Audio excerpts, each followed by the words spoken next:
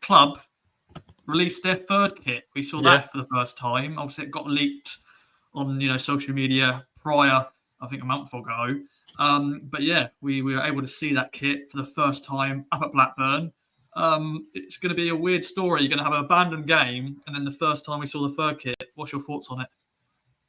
I like it, actually. I think from the pictures that we'd seen on the leaks, it looked sort of black. But in person, it looks kind of more grey. I think technically, I'm told it's volcanic ash is the colour of this. It's there's sort of horizontal stripes through it that are very slightly different tonally. But yeah, it's essentially a kind of a darkish grey with electric blue, like a bright turquoise with the Halo logo.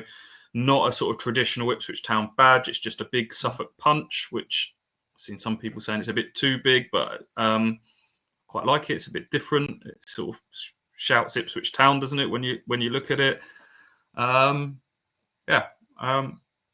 don't mind it. Look, in general, there's the debate about whether you need to bring out 3 new kits every year and whether that's putting a bit of undue pressure on parents to keep buying their kids' shirts and all the rest of it, and the prices of them now. But everyone does it commercially. It's a big thing for the club.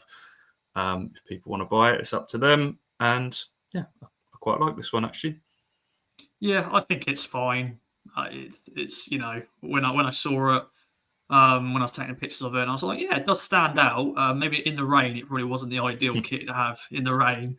But yeah, with the badge, I don't know. Like, I've been seeing a few people on social media saying, "Oh, maybe they're going to move away from that, the current crest, and maybe they'll go towards just having the punch," which is probably another discussion for another day. But well, a lot of clubs have rebranded badges, most actually up and down the land, to kind of come into a modern era of things that work digitally. I remember Norwich when they sort of changed theirs and they put out quite an in-depth video as to why it was important.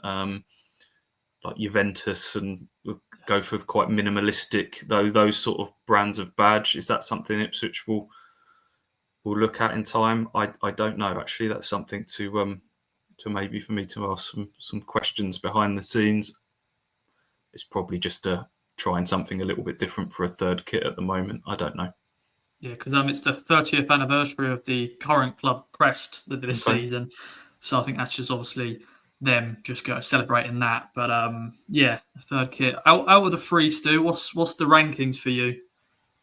The 3 kits, home kit, third kit, away kit. Yeah. You? I'm probably on the same. The red kit, it's weirdly grown on me. I just wish the pattern was just all over. I don't know. I just don't get it why it's just there.